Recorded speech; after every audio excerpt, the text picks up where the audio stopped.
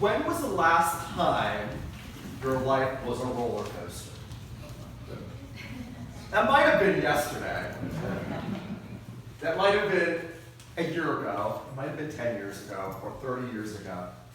But sometimes we all get to that point in life where life literally is a roller coaster, where you just don't know what's going to go up or what's going to go down, or when you think you're down, it only goes down lower. Or maybe on the other hand, it only goes up. That life becomes this full of chaotic events that you don't know really what you're stepping out into each day. It might have been work, it might have been health, it might have been relationships.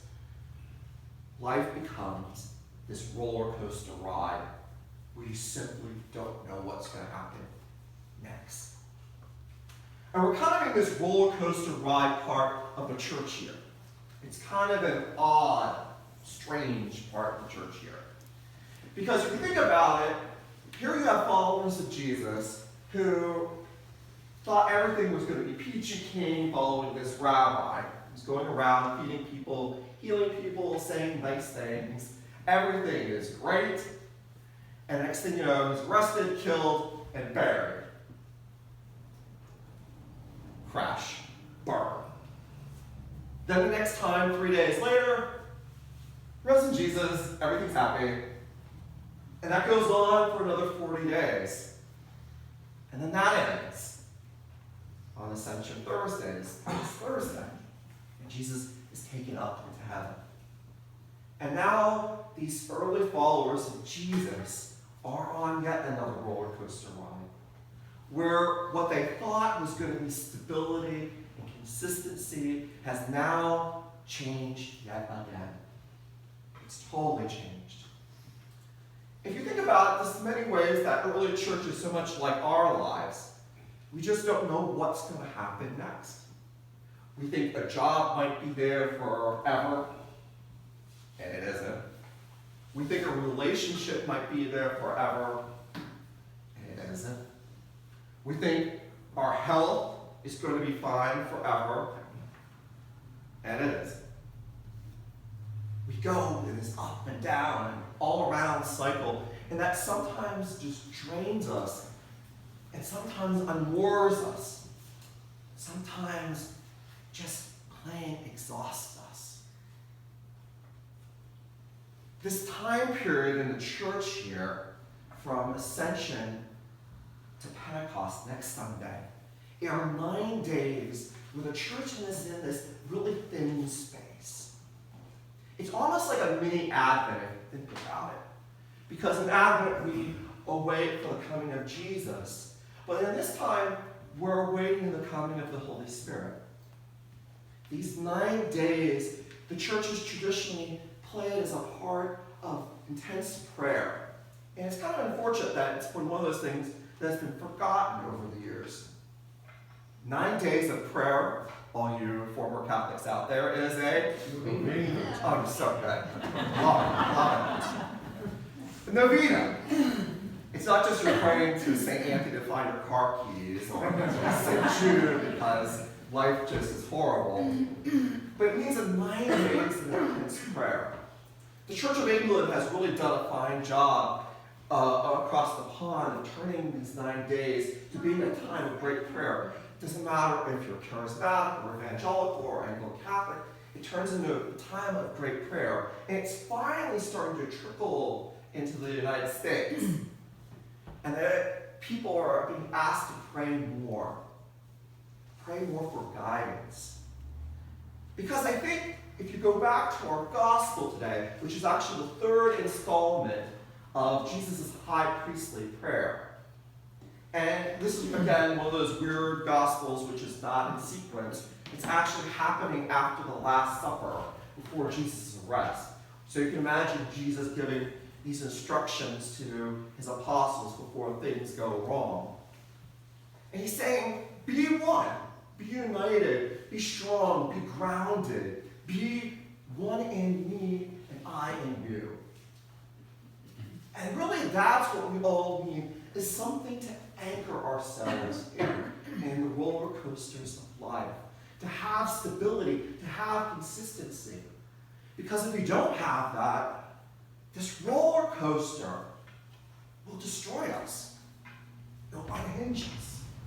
So we need to ground ourselves in something and in someone. And that something and someone is God and Jesus. That is where the foundation needs to be. I've been reflecting a lot myself these last few weeks of Easter about how the early church is not much different than the present day church.